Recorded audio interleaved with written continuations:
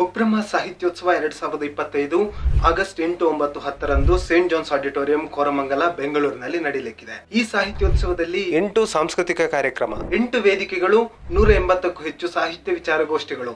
ಇದರಲ್ಲಿ ಚಿಣ್ಣರ ಲೋಕ ಅಂತ ಹೇಳಿ ಮಕ್ಕಳಿಗೆ ವಿಶೇಷವಾದ ವೇದಿಕೆ ಇದ್ರೆ, ಮುಖಾಮುಖಿ ಅಂತ ಹೇಳಿ ಲೇಖಕರ ಜೊತೆ ಸಂವಾದಕ್ಕೆ ಅವಕಾಶ.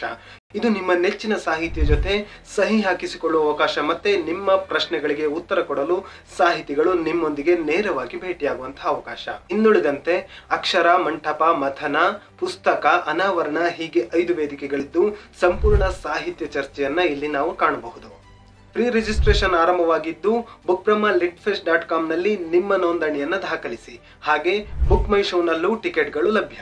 ನಿಮ್ಮೆಲ್ಲ ಪ್ರಶ್ನೆಗಳಿಗೆ www.bookbrahma.litfest.com ನಲ್ಲಿ ಉತ್ತರ ದೊರೆಯಲಿದೆ.